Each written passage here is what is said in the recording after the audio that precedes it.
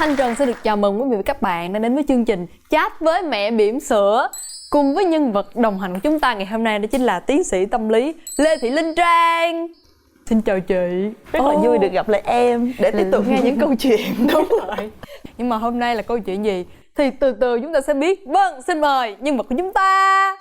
Tan tan tan tan. Xin chào Thanh Trần, xin chào chị Linh Trang, xin chào tất cả quý vị khán giả. Mình tên là Trúc Nhi, mình đến từ Bình Dương. Chị đã bao nhiêu bé và kết hôn được bao lâu rồi? Mình kết hôn được 3 năm và hiện tại mình có một bé gái là được 8 tháng rồi Thanh Trần. Bằng con em. Vậy hả? Trời ơi, bằng tưởng con em hả? Chị tưởng con em lớn hơn con chị chứ. Ủa đâu có 8 tháng luôn á chị. Ủa vậy hả? Dạ, cái chuyện mà mình có thai á thì nó xảy ra trong cái hoàn cảnh như thế nào, có vui không chị? Em á là thuộc cái dạng là khó có em bé. Tại vì em bị đa nang buồng trứng á, nên là khi mà nghe được tin đó thì cũng rất là buồn và lo lắng. Xong rồi về nhà vẫn tiếp tục duy trì 6 tháng tiếp theo thì vẫn không có tin tức gì hết. Rồi hai vợ chồng em mới tiếp tục là đi khám bác sĩ tư ở trên quận 5 á. Từ Bình Dương mà chạy xuống quận 5 thì nó cũng khá là xa. Mà một tuần là vợ chồng em đi một lần. Đi liên tục khoảng 2 tháng á, thì cũng không có kết quả gì đáng kể.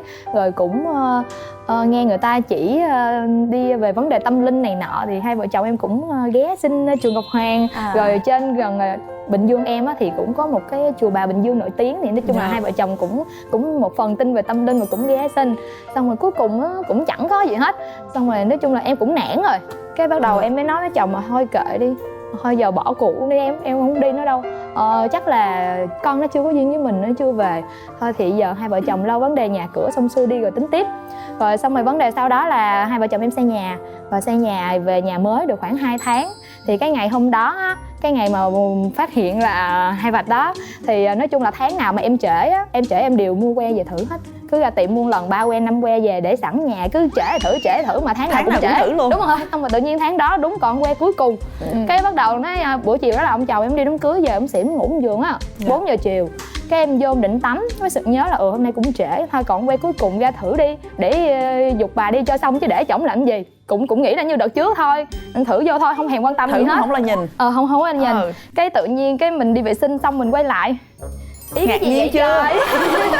Tự nhiên hai vạch vậy trời, xong đứng cười như một con điên trong toilet á. Cái em suy nghĩ trong đầu là ôi chắc cái này mà ra mình đưa chồng chắc chồng ổng tỉnh ngủ luôn, ổng tỉnh xỉn luôn, ổng nhảy cẫng lên mà ổng ôm mình tưởng tượng như trong phim á chị. Trời ơi chúc mừng em, vợ chồng mình có con rồi hả?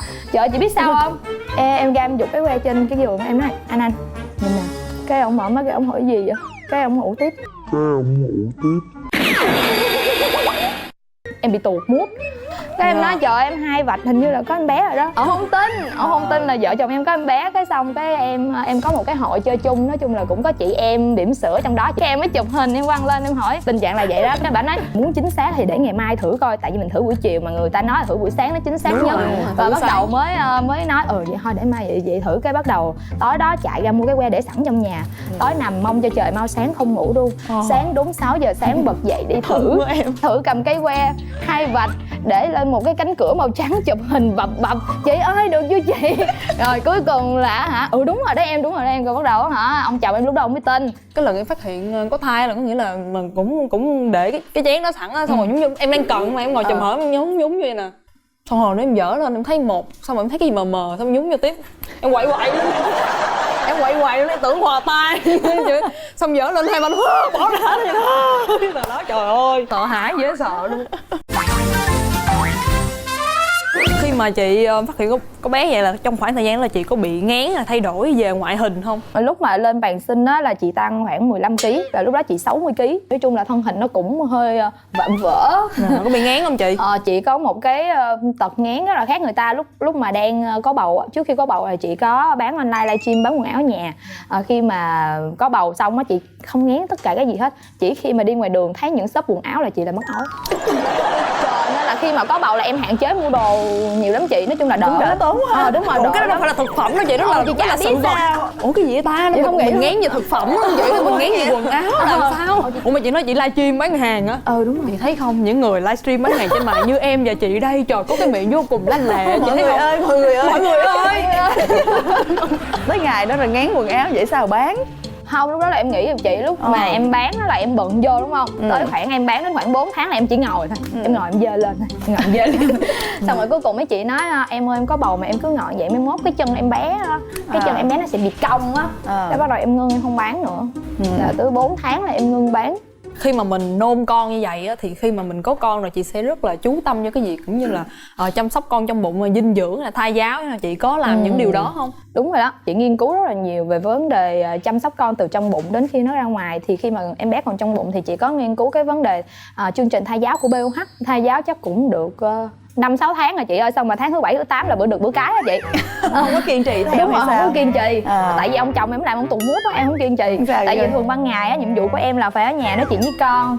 Mình làm gì mình cũng phải nói cho con nghe này nọ. Rồi buổi tối là nhiệm vụ của chồng về chồng phải đọc truyện cho con. Nhưng mà ông chồng em là đêm nào về cũng phải nhắc chồng ơi tới giờ đọc truyện cho con rồi nha. Xong đêm nào cũng phải nhắc. Em bực quá em không nhắc, em thử trong đầu là thôi em không nhắc thử rồi ông có đọc không á. Ông không đọc luôn chị. Ủa mà kỳ quá, sao tiếng mấy ông chồng bị sao á chị? Có nghĩa là hồi lúc em có bầu em kêu chồng em rờ với bụng với nó cũng làm khó khăn đến nó rờ vậy nè, xong rồi nó giật ra, nó âm thầm nó luồn, nó từ từ vậy nè. Không chứ mẹ không ngại sao chị? Tại vì mình đầu tiên có em bé, mình muốn nói chuyện với nó, mình ngại lắm. Có một mình mới dám nói thôi nha. Còn cỡ chưa quen với cái vai mới em. Đúng rồi, lần đầu tiên chắc vậy nên mình cũng thông cảm cho mấy ổng. Rồi cái ngày đi sinh thì có kỷ niệm vui buồn gì không chị? Ngày đi sinh á hả, nói chung là chị có một kỷ niệm đáng nhớ là lúc mà đẩy vô phòng sinh chị. Tại vì trong đầu em từ lúc có bầu đến lúc mà chuẩn bị đi đẻ là em chưa bao giờ em nghĩ em phải mổ cả. Tại vì khi đi khám thì tất cả mọi vấn đề đều ok hết. Bác sĩ cũng nói em là sinh thường rất là ok luôn. Mình đang chuẩn bị tâm lý sinh thường. 11 giờ đêm em bị rỉ ói thì em đi bệnh viện. Đau tới khoảng 2 giờ chiều ngày hôm sau vẫn nở một phân. Bác sĩ truyền dục sinh cho em, 2 tiếng sau vẫn không nở phân nào hết. Rồi lúc đó em đau quá rồi, vậy như là mình bị kiệt sức á, em mới xin là em đi mổ. Chồng em lúc đó không thấy em đau quá, em mới nói chồng là chồng ơi em chịu đau hết nổi rồi, chắc là em đi mổ thôi. Nói chung là bây giờ mà mỗi lần kể đến cái khúc đó là em lại xúc động. Sao vậy chị? Sao vậy em? Không, tại vì chị nghĩ chị muốn sinh thường cho con chị để con chị tốt hơn. Tại vì em có đọc sách á thì sinh mổ thì nó ảnh hưởng con. Đúng rồi, nó có nhiều cái ảnh hưởng không tốt đối với sinh thường. Thì mình luôn chuẩn bị cho con mình những cái gì mà tốt đẹp nhất mình luôn muốn dành cho nó. Chị Ngân Trang ơi, thật sự ra cái chuyện mà mình đẻ thường với đẻ mổ nó nặng nề như vậy quá hay không? Tại vì con chị tới giờ là bao nhiêu tuổi rồi? Con chị 15 tuổi. Thực ra mà thì chị cũng đẻ mổ cũng có cái giá trị của nó. Ở chỗ là nếu sanh thường thì mình theo quy luật tự nhiên á em. Lúc đó con đòi ra, có nghĩa là con trong trạng thái sẵn sàng thích ứng với cuộc sống bên ngoài một mình nó, nên nó đòi ra. Và khi mình dùng cái lực đẩy cực mạnh ở khoang bụng, mình tống con qua cái cửa mình hẹp như thế đó, thì nó cũng có một cái sức ép để nó kích hoạt các cái hệ ở trong cơ thể của trẻ hoạt động. Thành ra khi con ra ngoài nó thích ứng nhanh hơn. Còn con mình sinh mổ là trạng thái cơ thể của con nó chưa sẵn sàng, nhưng mà mình cắt ra, mình lôi con đột ngột ra cái môi trường bên ngoài thì cái sự thích ứng nó chậm hơn, sức đề kháng của nó kém hơn, hoặc là cái bệnh về hô hấp, phổi của nó chưa tự hoạt động được. Thì thí dụ như con chị là bị bệnh về hô hấp nhiều chẳng hạn. Tùy theo quyết định của bác sĩ, chị nghĩ là như vậy. Nếu mà bác sĩ thực sự thấy cái gì tốt nhất cho mẹ cho bé thì bác sĩ sẽ quyết định điều đó. Không, mà nếu một lần nữa chọn này em chọn mổ chị. Ủa sao vậy? Không phải, tại vì em chịu đau hai cái, là vừa đau thường vừa đau mổ. Nhưng mà sau khi em mổ xong á thì nó phục hồi, lúc đó nó cũng đau nhiều chứ. Đúng rồi, đứng dậy đi. Đúng rồi, cái ngày đầu tiên khi mà tập đi thì chị chỉ sợ cái giai đoạn ngày đầu tiên đó thôi, còn qua những ngày sau thì chị không sợ. Nhưng mà chị sợ cái cảm giác mà đau đẻ nó kéo dài á. Nhưng mà bù lại thì nó lại cực nhanh hồi phục trở lại. Cho nên nó cũng cân bằng với nhau thôi. Sau khi mà sanh bé xong thì ở trong bệnh viện là ai cùng chị chăm sóc cho bé? Khi mà chị sinh xong thì có chồng chị, có mẹ ruột của chị. Tại vì bà nội thì sức khỏe cũng kém nên là bà nội cũng không có lên thường, một ngày chỉ lên khoảng tiếng 2 tiếng để mà đem cơm cho chị thôi. Rồi khi về nhà là bà ngoại ở ban ngày, bà ở ban đêm ngược lại. Tóm lại lúc nào cũng có người bên cạnh. Đúng rồi, thôi. Mà vậy là ít khi nào chị gặp stress lắm không chị? Có chứ em. Xong cái qua tháng thứ 2 rồi thì bắt đầu mẹ em quay lại công việc của mẹ. Rồi chồng thì cũng có công việc của chồng, tại vì chồng cũng chỉ nghỉ được 1 tuần thôi. Cái thời gian mình ở nhà mà chỉ với con thôi thì không có ai bên mình đó, buồn lắm chị. Tự nhiên muốn khóc à. Tự nhiên mình cảm thấy chồng thương mình mà lúc đó là ảnh chỉ việc đi làm và về nhà thôi, chả có đi đâu hết. Mình thấy mình cũng thương. Rồi mẹ lo cho mình từng chén cơm, từng cái nồi xông. cái ra tháng xong cái mất vị trí đúng không? Không, mình nghĩ về mình thương lắm chị, tự nhiên cái cảm giác mình có con xong mình cảm giác mình thương ba mẹ mình rất là nhiều luôn. Ngồi không tự suy nghĩ cũng khóc. Tủi thân hả?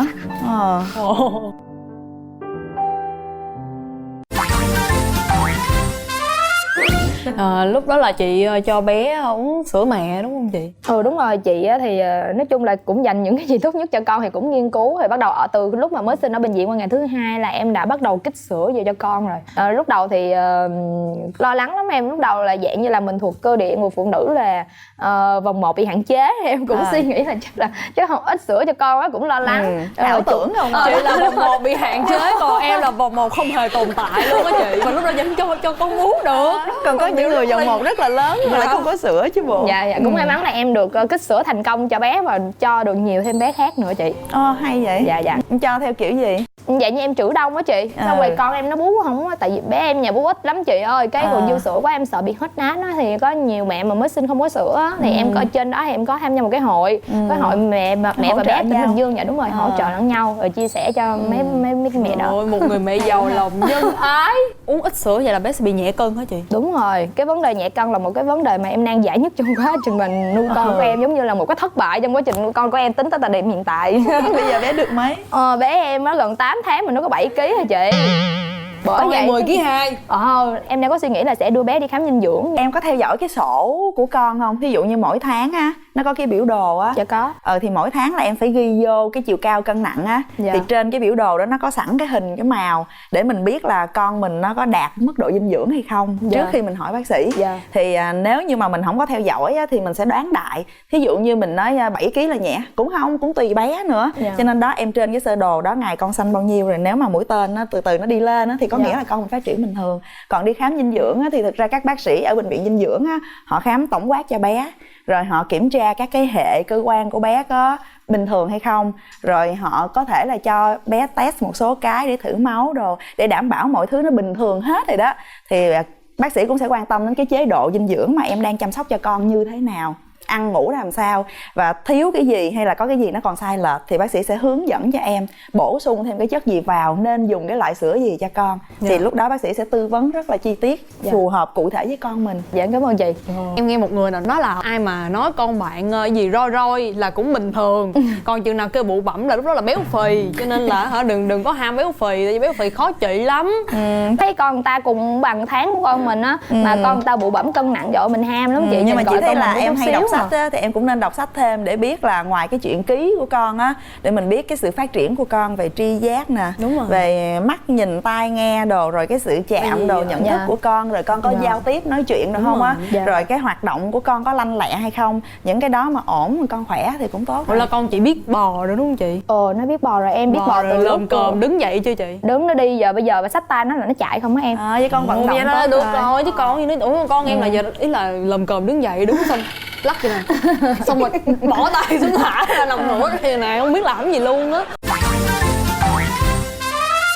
Về sức khỏe sau sinh của chị thì có gì thay đổi không? Nói chung là sau sinh thì chỉ có một cái may mắn là giống như đổi máu á, thì chị em cảm giác là cái da dẻ của mình nó đẹp hơn. Nhưng mà cái nội thất bên trong thì nó không còn được nguyên vẹn 100% nữa. Ví dụ như là bị rạn mông, bị rạn đùi, và em đặc biệt là không có bị rạn bụng. Cái vết mổ của chị có bị sẹo lồi không chị? Có em, xong rồi lúc mà mới mổ về trời ơi phẳng phiu lắm, nhìn không thấy như sợi chỉ vậy đó, tự tin lắm trời ơi. Thẩm mỹ mà. Đúng rồi, khâu thẩm mỹ. Cái bắt đầu thèm ra muốn quá, thôi ăn miếng chắc cũng không sao đâu ha. Cái thèm thịt bò, ăn miếng chứ cũng không sao ha. Cuối cùng quên ăn tôm ăn thịt bò tới giờ như cũng bún. Rồi em cũng biết giờ sao, chắc là đợi đứa này sau. Con bún này là hình gì? Con nít chị, em là con nít cỡ bự nha. Em tính đi xăm mấy cái chân nó xung quanh cái chắc tương đương nha em á. Còn về vấn đề gọi là tình cảm vợ chồng ấy nhau á, có gặp vấn nạn gì không chị, hay là vẫn thuận buồm xuôi gió? Không, may mắn là thuận buồm xuôi gió em. Em định hỏi là cái cọng bún nó có ảnh hưởng gì không đó? Chắc cũng không sao, tắt đèn tối rồi đâu có để ý. Trời ơi, nhiều khi như mà rảnh, ví dụ như sờ mó với người đàn ông, người ta sờ mó với sờ đúng vết mổ, sờ qua sờ lại như nè, trời sao nó lớn như cái hàng rào của em, nó cao ghê luôn. Trong đây nó có những người đàn ông họ sờ và họ cảm thấy hân hoan hơn á. Để về em hỏi chồng em coi tối nay kêu ông rờ thử coi hân hoan không anh. Người chồng của chị có gì gọi là điểm xấu không chị? Chồng chị thì nói chung là chị may mắn cưới được ông chồng này, thì ổng vừa hiền, vừa tốt, vừa giỏi, nhưng mà được một cái là rất vụng về. Cái đó là được á. Được. Nói chung là anh á thì không có chê được điểm nào hết á, chỉ có chê được một điểm là dạng như là anh là người sống kín á chị, ảnh ít có thể hiện hướng lắm. nội hơn. Đúng rồi, hướng nội, ảnh ít có thể hiện lắm, nhưng mà em là thuộc dạng người thích người khác thể hiện đó, nhưng mà ảnh không có chủ động nghiên cứu về cái vấn đề mà nuôi dạy con á. Ví dụ như trước khi có bầu là em cũng đi mua sách là con ơi ba mẹ đã sẵn sàng gì đó, rồi về em cũng đọc, em cũng bắt ảnh đọc, ảnh cũng đọc được nửa cuốn á. Sinh xong thì cũng phụ giúp là cho con bú thay tã, trong tháng thì cứ chia ca đây, cứ ban đêm là em hút sữa là anh phải cho con bú vậy đó, 2 tiếng cho bú lần, thì cũng hợp tác. Xong rồi từ lúc mà thả về bên ngoài là bắt đầu buông luôn rồi, không có nghiên cứu gì cho em. Ví dụ như giờ mà hỏi sữa, ủa anh ơi giờ mà em đố anh chứ con đang uống sữa gì là anh không biết. Vậy đó, bởi vậy nhiều khi em nghĩ em cũng buồn. Vậy nếu như vậy thì bây giờ đến phần bỉm sữa nhắn gửi, chị hãy nhìn vào máy quay và muốn nhắn gửi cho bất kỳ ai mà chị muốn nói tới nha. Sẵn là chương trình này thì em cũng nhắn tới anh là chồng của em, một người chồng rất là tuyệt vời của em. Tuy nhiên nếu mà anh sửa được một cái điểm này nữa thì anh sẽ tuyệt vời hơn nữa. Là em nghĩ là anh nên nghiên cứu nhiều hơn về cái vấn đề mà chăm sóc con phụ với em, thì em nghĩ cuộc sống của gia đình mình sẽ tuyệt vời hơn nữa. Hay quá. Ôi, em cảm thấy rất hài lòng. Em cảm thấy là cuộc sống này đã bớt đi một cái sự gì đó lo âu về đàn ông của nơi này. Dạ. Thì qua chương trình này em và chị Linh Trang xin thay mặt là muốn chúc cho gia đình của chị luôn luôn là vui vẻ, hạnh phúc. Con của chị thì sẽ luôn là ăn mau chóng lớn và ngoan ngoãn nghe lời mẹ, và ráng tăng ký một chút xíu cho mẹ đỡ cái nỗi lo canh cánh ở trong đầu nha. Chương trình Chắc Với Mẹ Bỉm Sữa của chúng ta đến đây đã kết thúc rồi. Chúng ta có thể xem lại tại kênh YouTube MCV Media hoặc cổng thông tin Love TV. Còn những mẹ bỉm sữa nào muốn được tham gia chương trình, chúng ta hãy đăng ký ngay tại fanpage là Gia Đình TV mọi người nhé. Xin chào và hẹn gặp lại.